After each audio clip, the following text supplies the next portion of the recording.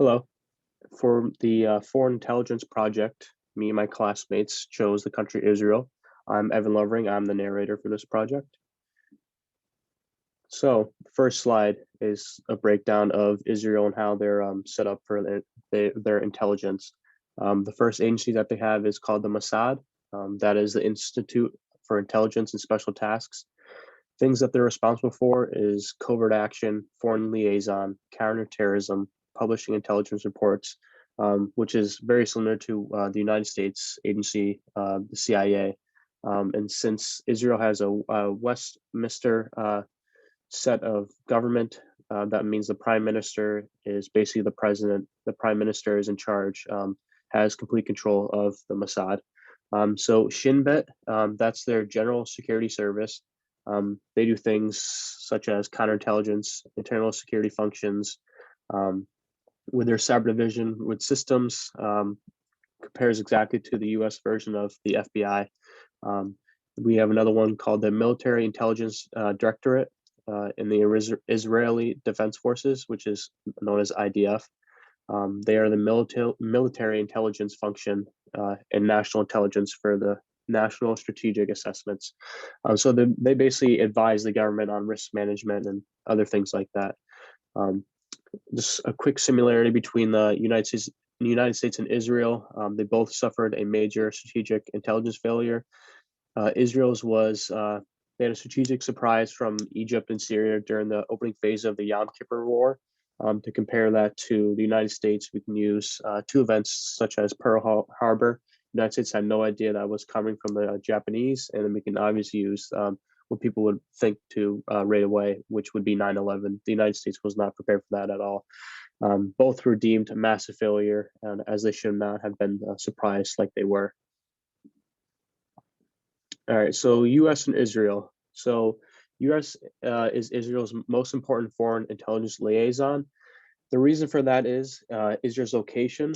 A lot of uh, countries or groups uh, that the United States wants to gather intelligence on is over in the Middle East. And since the United States is all the way across the world, it's a little bit easier to talk to Israel since they're right there. It's a lot easier for them to gather their intelligence and share it with the United States. So in 2017, the US shared information from Israel to Russia. That goes against the third party rule of foreign intelligence. Since then, changes were made in the intelligence sharing relationship. Obviously, Israel was very mad and wouldn't do that with other countries. Just like the United States, Israel has their own mixed record in the intelligence community. Israel is known to be very aggressive in gaining information. So, like the FBI is known on multiple occasions, Israeli officials or Israeli intelligence have gone after United States employees, like in the past.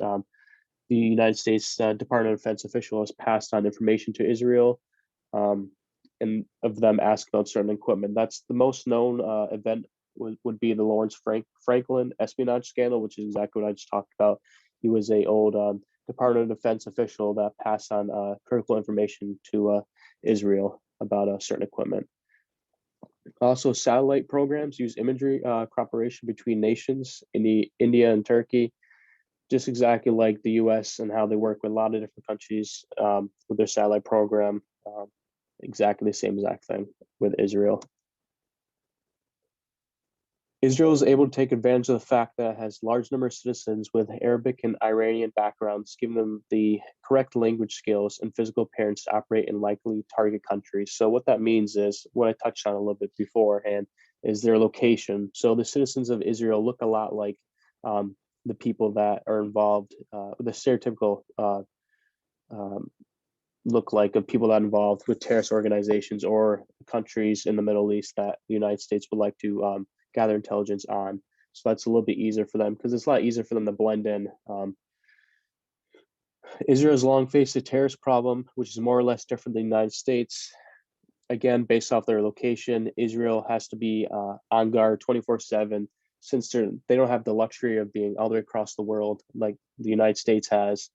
And they can kind of sit back and watch things come to them, where Israel has to always be on alert since they're so close to these problem areas.